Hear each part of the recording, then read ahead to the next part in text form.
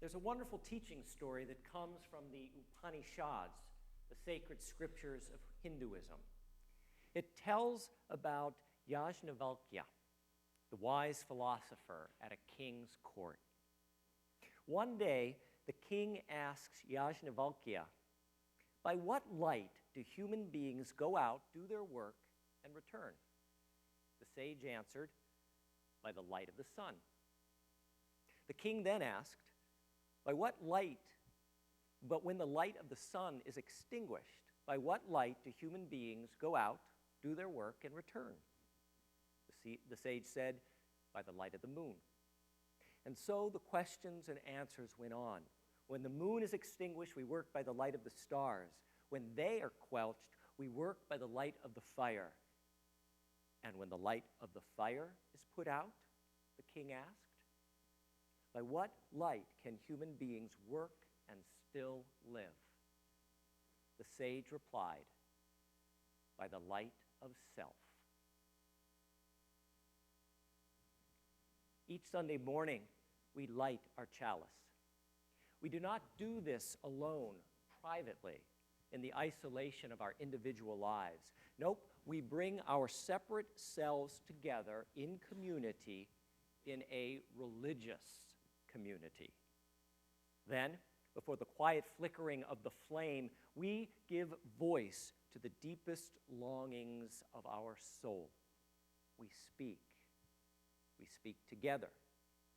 We speak together these words.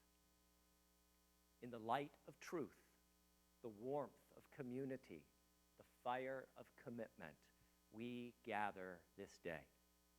May the flame we now kindle be to us a symbol of the holiness we seek.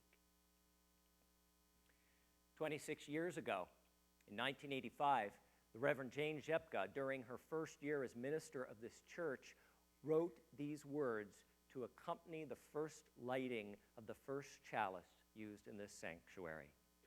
When I talked with Jane yesterday, she said she remembers staying up late on that Saturday night before the service, writing these words especially for that moment, especially for this congregation, although they're now credited across the country to many different authors. It started here with Jane.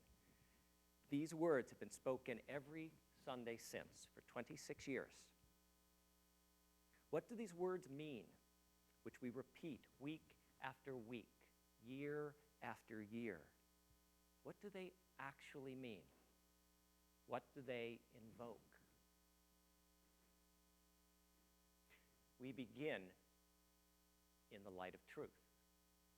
In the light of truth. We begin by declaring there is at the center of our being together not a question mark, but a truth. And notice our chalice lighting words say truth, not truths. Sometimes, as Unitarian Universalists, we're so focused on the freedom of belief that is the hallmark of our faith, we get so caught up in our individualism that we forget there's also something larger that binds us together and holds us together. We may have some differing beliefs, but our chalice lighting words remind us that we share the same truth. So what is that truth? Now, before I answer that question, I want to point out that our chalice lighting words say, in the light of truth. For a truth to be faithful to our church, our Unitarian Universalist faith, it cannot drag us down into darkness or despair. Our shared truth cannot leave us lost in the shadows of superstition, bigotry, cruelty, or thoughtlessness. Whatever truth we bring here, whatever truth we discern here, whatever truth we create here, whatever truth is alive here, it must be of the light. In other words, it must be infused with love. It must resonate with reason. It must contain kindness and understanding. I believe this light of truth is revealed in our 7 principles of Unitarian Universalism. These 7 religious principles, these 7 moral values lift us up, lift others up, lift up our world. And so we, as a Unitarian Universalist people of faith, profess the inherent worth and dignity of every person. Justice, equity, and compassion in human relations. Acceptance of one another and encouragement to spiritual growth. A free but responsible search for truth and meaning. The right of conscience and the use of the democratic process within our congregations and in society at large. The goal of world community with peace, liberty, and justice for all. Respect for the interdependent web of all existence, of which we are a part. For our children, as Anne did earlier, the language of these 7 principles can be simplified by saying we believe that each and every person is important. We believe that all people should be treated fairly and kindly. We believe that we should accept one another and keep on deepening our spirituality. We believe that each person must be free to search for what is true and right in life, but this search must be done while being responsible to something greater than our own individual wants or needs. We believe that all people should have a voice in things that concern them. We believe in working for a peaceful, fair, and free world. We believe in caring for our planet Earth, the home we share with all living things. These 7 central tenets of our Unitarian Universalist faith encompass, I suggest, a singular and transforming truth. We say, in the light of truth and the warmth of community. The warmth of community. This is the second statement of our chalice lighting words. In saying this, we confess that community is central to our Unitarian Universalism. As a Hopi elder once said, the time of the lone wolf is over. Ours is not a solitary faith. Just look at our name, Unitarian United. Universalist, the universe, not the individual. The Reverend Barbara Tenhove writes, it is within the community of open hearts, minds, and hands that the potential for positive change, transformation, occurs. I believe the purpose of the religious life is to help us become who we are meant to be. To do so requires honing in the crucible of other people also on a religious journey. We can't become who we are meant to be on our own. When we say, in the warmth of community, we are telling each other that we need the warmth, the caring and sharing, the affectionate embrace, the honest challenge of this church community. We aren't meant to go it alone. The light of truth, the warmth of community, and the fire of commitment. The fire of commitment, our third statement in our chalice lighting words. Here, we're saying that something is burning in the heart of the collective us. Fire. It's hot, purifying, ever-changing, capable of consuming us in all the right ways. Commitment. It's a word that means devotion, dedication to a cause, something that takes up time or energy, a planned activity that cannot be avoided. So what commitment sets us on fire? I suggest it is a commitment as a community of faith to stand on the side of love. In every interaction, in every relationship, on every issue, on every vote, on every choice, do we side with passivity, convenience, limitation, fear, and ignorance, or do we open our minds, our hearts, and hands, and as a proud community of faith in action, stand on the side of love? Do we stand on the side of love in support of fair treatment of immigrants and undocumented individuals? Do we stand on the side of love in support of the right for all workers to earn a living wage and have health insurance? Do we stand on the side of love and speak against our country's exportation of weapons and violence all over the world? Do we stand on the side of love, making life-altering choices, no matter how hard it is to do, regarding our food, our fuel, our natural resources, and our comfortable lifestyle, choices that impact the future life of our fragile planet?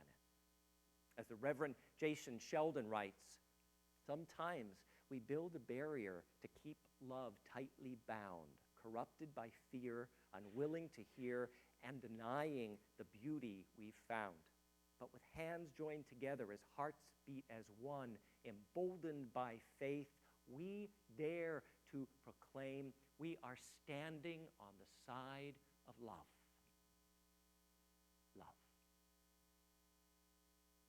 In the light of truth, the warmth of community, and the fire of commitment, we gather this day. We gather this day. With this fourth line of our chalice lighting words, we say that part of our commitment is gathering together on this day, Sunday.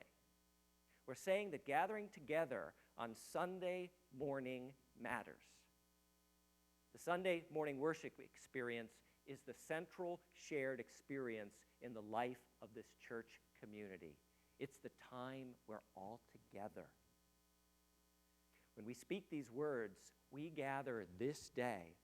We make a pledge to one another to gather not just this day, but next Sunday, and the Sunday after that, and the Sunday after that, and the Sunday after that, as best we are able, so that our presence here this day perpetuates the hope-filled power found only when we sing together, pray together, cry together, grow silent together, listen together, and learn to stand on the side of love together. In the light of truth, the warmth of community, and the fire of commitment, we gather this day. May the flame we now kindle be to us a symbol. Be to us a symbol. Theologian Paul Tillich says, symbols grow out of our collective unconscious. A symbol represents something, points to something, suggests something, and evokes something. It gives form to something that can't be seen or captured through words. It gives form to something that can only be felt. May the flame we now kindle be to us a symbol of the holiness we seek. The holiness we seek. In other words, may the flame we now kindle help us find holiness. Holiness is a complex and confusing word. It comes from a root word that means whole. May the flame we now kindle help us feel whole. May the flame we now kindle help us be whole. Most of us feel broken at some point in our lives. Broken heart, broken dreams, broken health, broken hope, broken trust, broken life. Oh, how we yearn for wholeness. How we need wholeness. Much of the time our world seems broken. Broken by war, broken by famine, broken by inequality, broken by injustice, broken by the misuse of Mother Earth and her bounty. Oh, how we yearn for wholeness. How we need wholeness. Religion is a word that means to bind back together, to make whole again. That is what our Unitarian Universalist religion, if it is to amount to anything, must aspire to, must, against all odds, try to accomplish, to make us whole, to make the world whole, whole through greater understanding of who we are and what in us is true, whole through living for each other, whole by building for tomorrow, whole by pledging ourselves to greater service, whole by searching for that meaning which binds our hearts and points us on our way, whole by inviting in the grace of God and the Spirit of life. And there you have it, our chalice lighting words. In the light of truth, the warmth of community, the fire of commitment, we gather this day. May the flame we now kindle be to us a symbol of the holiness we seek. And so we come to the moment when we light, when we dedicate through attention and intention a brand new chalice, commissioned by our worship arts team and designed and created by artist Erin Mahoney Patterson, who was sitting up here just moments ago, a cherished young adult member of our church and part of our worship arts team. And so, the light of our chalice, a fire that has burned through the centuries, will be transferred to our new chalice, shaped for this new time in the life of our congregation. This chalice is created from clay, from the earth on which we were born, on which we live, and on which we die. May its clay remind us that we come from the earth, we return to the earth, and that we are responsible for the earth. The tree of life grows from the base of our new chalice, spreading its branches and leaves up along its sides. The tree of life is an ancient image symbolizing renewal, regeneration, and the interconnectedness of all things. May its roots hold us close, together, grounding us as one people of faith.